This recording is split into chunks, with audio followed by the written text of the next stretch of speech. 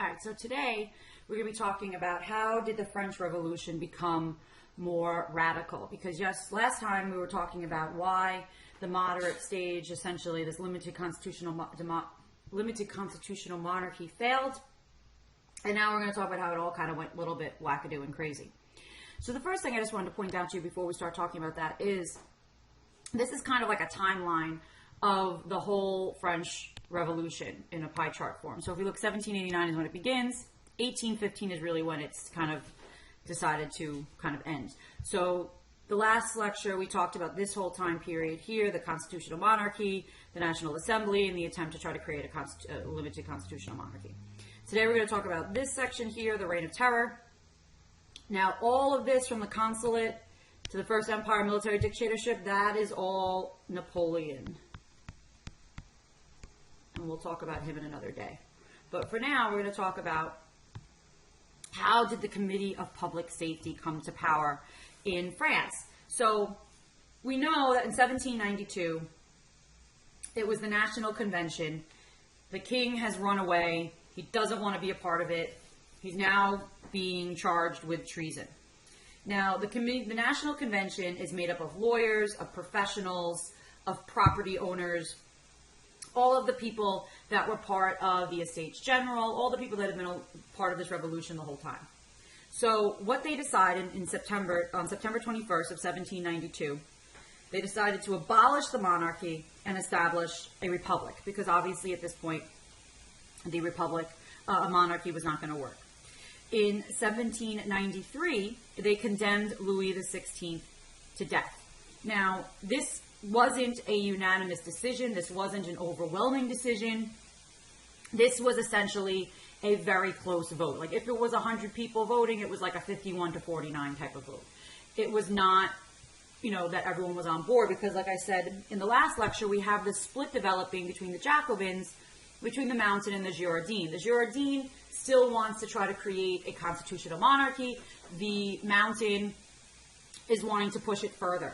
And there's a lot of pressure being put upon the National Convention by the working class leaders, because the working class leaders felt that the revolution was not going far enough. And there was a group of people, and they were called the Sans-Culottes. I'm going to keep spelling that wrong. But basically what the Sans-Culottes are, is they are the working class. Sans-Culotte literally means without pants. Not that they walked around without pants, but they did not wear like the fancy, they wore trousers, full-length pants of the working class, rather than the knee breeches, like the pants that end at the knees that the upper class and bourgeoisie would have worn. So they were called the sans-culottes because they didn't wear these culottes type pants. And they were the working class. And the working class was putting a lot of pressure, the Parisian working class, because this was basically urban people, not the peasants, who were basically starting to turn against the revolution because they were siding with their priests because of the civil constitution of the clergy. So the working class leaders were putting a lot of pressure on the National Convention. They felt that the revolution did not go far enough. At the same time, Western France and a lot of the major cities weren't accepting the revolution at all, weren't accepting the National Convention as their government. And so basically we have this division developing within France. So the National Convention, because of this crisis, because also remember in the background of all of this, there's a war going on with Austria, the convention decided to create a committee of public safety, a committee of 12 men who are going to kind of govern in this time of crisis. That was led by this man right here. His name was Robespierre. So he was the chairman of the Committee of Public Safety. And he decided, or he realized that there was just so much chaos going on in the country, and they had to kind of mobilize the whole country into what's referred to as the levée en masse, which was to create a large army in order to fight off Austria and to mobilize everyone in the country to move towards this war effort. And this was basically the first example of total war, which we're going to talk about war when we talk about World War I and World War II. And with all of this, they felt that this could not happen without getting rid of these people that were deemed counter-revolutionaries. And so that's what we have this thing with this whole terror. So this is Robert Palmer, who wrote a book, 12 Who Ruled, about the Committee of Public Safety. And he talks about anarchy within, invasion from without, a country cracking from outside pressure, disintegrating from internal strain. So the outside pressure, of course, is war with Austria, disintegrating from internal strain. This is all of the split with the Jacobins, which we talked about the other day. In addition, the civil constitution of the clergy. In addition, those who still wanted to have the king. In addition to those people who didn't want to be fighting a war with Austria. So there's all of this differing of opinions. So it says revolution is at its height. There's war, inflation, hunger, fear, hate, sabotage, fanaticism, hopes, boundless idealism, and the dread that all of the gains of the revolution would be lost. That if they did not win this war, the king was going to be back, the aristocracy was going to be back, and they were going to be back in the way they were prior to the French Revolution. And the faith that if they won, they would bring liberty, equality, and fraternity to the world. So the idea was to spread the revolution, to not keep it just within France, but to spread this idea of the revolution to Austria, to Prussia, to England, and to have these ideas kind of take over Europe. So basically, this is what's creating this terror, that there's this fear that there are people who are fighting against the revolution. They are deemed counter-revolutionaries, and they must be targeted, because if they're going to have this wonderful republic, they need to get rid of all of the counter-revolutionaries. Robespierre, who was the leader of all of this, surprisingly, was someone who was against capital punishment and wanted universal male suffrage. However, he believed that in order for that to happen, they had to get rid of everybody who was against the revolution. So we have to kill everybody who's against us first, and then in the end, we'll be able to have this wonderful, government with no capital punishment where everyone gets to vote and everyone has a say and everyone has a right, because at that point you've eliminated anyone who might be thinking out against you. So, takes us to the second question. How did nationalism play a role in the success of the French army? So we know that France is fighting this war with Austria. We know that in the beginning of this war, it was not going well for the French because they were fighting against this large professional army, and they didn't even know what type of government they had, and they were in all of this kind of political chaos. Now, what happened, though, is nationalism was beginning to rise up in France. There was a legitimate fear that the king was going to be brought back, that some of the gains that were made were going to be lost, and the French were able to create an army of volunteer soldiers who were very much involved in the war, fighting for a cause. Against, for instance, the Austrian army. In Austria, the peasants were still serfs. So there's a draft, the serfs are told they have to go fight. So for the serfs, if they win for Austria, they're still going back home and being left as peasants, living a miserable existence as serfs. If they lose the war, they're basically, nothing's going to change. There's no real incentive for the Austrian army to fight, and there is an incentive for the French army to fight. So this is one of the first instances where we really see nationalism, this idea of fighting for your country, beginning to come into play. And it helps to eventually turn the tide of the war in the French favor. That coupled with Robespierre's levée en masse, where the entire nation is involved in the war effort. This leads to an increased ferocity with war. It leads to, like I mentioned before, the total war we see of the 20th century. It really kind of was a game changer in the way that wars were fought. And we're going to see this again when we talk about the Napoleonic Wars and how in the end nationalism comes to bite France in the butt in the end. But for now, this is working for France, and the war is starting to go better for the French. Now, just to give you a little bit of an overview of what Europe looks like at this point, we have here the Kingdom of France. Why is my pen not working? Sorry. The Kingdom of France. This area here, which is called the Holy Roman Empire, it is a loosely held conglomeration that is not holy, not Roman, and not an empire.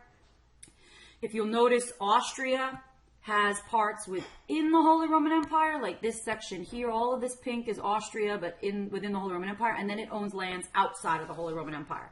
Same thing with the Kingdom of Prussia. So the Holy Roman Empire is this whole big conglomeration, and at the end of this whole mess in 1806, the Holy Roman Empire is going to be dissolved. Now we see the French Republic. So this is as the war is going on.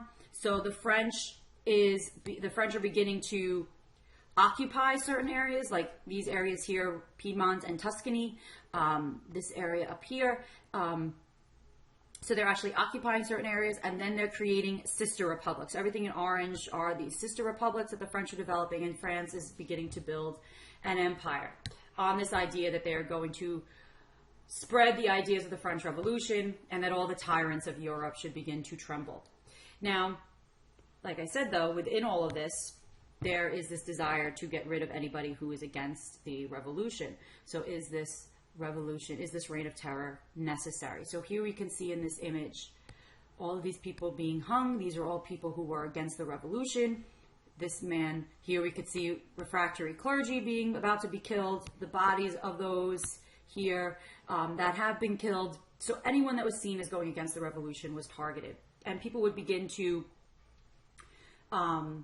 rat each other out and expose each other to the, kind of tell on each other and say, oh, this guy's, spoke out against the revolution, and people would go after them and attack them. So this is a quote from Maximilien Robespierre, and he said, terror is nothing other than justice, prompt, severe, and inflexible. So if you were denounced as a counter-revolutionary, maybe you would get a trial, maybe you wouldn't, but essentially it would be a show trial. It would be over really fast. The next thing you know, you would be being sent to the guillotine in order to have your head chopped off. And the guillotine was actually invented during this time as a means of a more humane method of execution rather than using an axe to chop your head off. The guillotine was this triangular blade that would come down, a triangular blade that would come down at a high rate of speed, and therefore it would be a clean cut rather than just hacking away at your head with an axe. So we see that this counter-revolutionary movement kind of took off. But for many regions, if it says here, but it was not one thing. For many regions of different ideologies were involved. The most serious was the revolt in the West, including both the Vendée and the Chouans. This engraving mocks the counter-revolution by depicting its participants grotesquely and comically. Here we can see a more humane image of the revolution where the people, the mob has come to take this man away and his family is trying to protect him, and all these people are being dragged into these, carts to be taken away. And if we look at this one, this is definitely a sympathetic image of the revolution. This is made by the English. We can tell because it's written in English, but you see this man here is being called by this guy to go to the guillotine. He's being hugged by his family. All his family members are crying around him. This woman's trying to stop him from reading off the list, and he looks very slovenly and kind of not in such of a good light. So we can see here that the point of view of the artist for this picture was against the reign of terror. And so here you can see a man being put to the guillotine. Here's some of the imagery of the French Revolution. This is the sacking of the city of Lyon. Lyon was a city that was seen as being counter-revolutionary. 1,800 people were killed in the city. The guillotine wasn't fast enough, so they began just using cannons just to shoot the people. Another image of the people being taken away. So we see kind of this very chaotic scene in France as the terror begins to build. Ultimately, it's about 44,000 people that are executed during the Reign of Terror. Here we can see one of them, of course, is Louis XVI. You'll be reading a depiction of Louis XVI's execution either in my class or in Miss Mason's class in the next couple of weeks or so. But here we can see this is an image of Louis XVI being taken away to execution. And from this image, we can see that this is a very favorable image of Louis because he's dressed in white. He's walking of his own volition up the stairs to the guillotine, and everything else is much darker, but he's in this very light, drawing the light to him. So we can see this is an image that is more sympathetic to him and his plight of being executed. This one is on the other side because now his head is being raised up to a cheering crowd and the king has been executed. And here we see Marie Antoinette later was also then taken to the guillotine, and here you could see her head raising above being executed. So how did the National Convention actually try to control the people during this more radical stage of the revolution? Now, the problem that was going on behind all of this, which we talked about as one of the major causes leading up to the revolution, was the rising prices of food and just the general inflation that was going on in France. So what they did is they tried to set price limits on necessary goods to try to stabilize the economy. They also went a little bit too far to the radical side because they decided they were going to try to de-Christianize the whole society. They were going to establish a new calendar that was not based on Christ, that was based on the beginning of the Republic. So 1789 would be year one. Notre Dame, which was, a major cathedral in Paris, was going to become the Temple of Reason. They changed the names of all of the months. They changed the weeks from 7-day weeks to 10-day decades. They kind of tried to reorganize everything.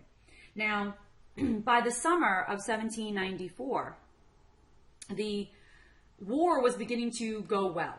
The French had turned the tide in their favor. And so at that point, there really wasn't a need for terror anymore because there was no crisis. The reason why the terror worked is because people bought into the idea that there was this crisis, that Austria was going to manage to invade, that the king was going to be brought back, and there was this need to kind of root out anyone who was against the revolution.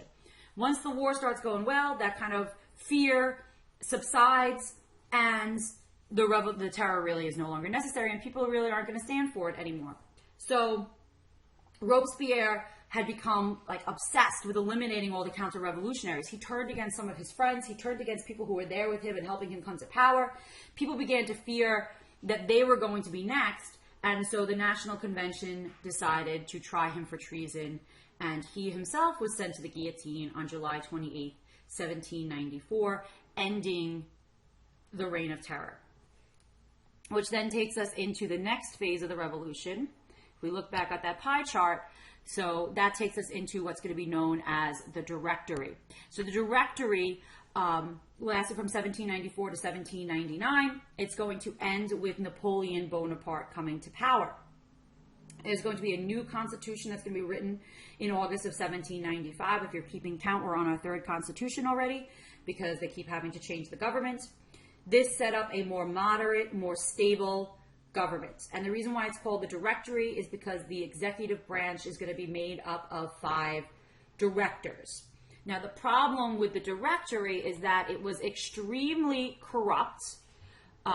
It wasn't ruling France very effectively. And so people began to say, you know what, we should just scratch this whole thing and bring back the king.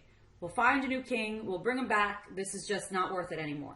The Jacobins on the other side were becoming more and more radical, who wanted to push the revolution even further. So the Directory was relying very much on the military to maintain their power, which takes us to this question here: how did Napoleon come to power? Napoleon Bonaparte was a young general. He was in his 30s. He had managed to gain many victories for France. In Italy in particular, he was kind of a war hero. He was this young, dashing man. And basically the Directory needed him to help bring and maintain order in France. And so in 1799, the Directory asked him to lead a coup d'etat. Let me write that there. The coup d'etat is a fancy, that's a C right there, is a fancy French word for a violent overthrow of the government. So anytime you hear a coup or the full word coup d'etat, that's what it means. It's a violent overthrow of the government. So basically Napoleon was invited by the Directory to come in and bring order to the country, and that is going to lead to this phase here, the consulate phase, where Napoleon is going to be one of the 3 consuls. And ultimately Napoleon is going to take power and create an empire for France. But we'll talk about that for another day. So how was the revolution impacted by the radical stage is something I want you to think about for yourself. We're going to talk about this in class. We have a bunch of readings we're going to do, either in my class or in Mrs. Mason's class. But here is where I'm going to stop for this particular topic. See you in class. Bye.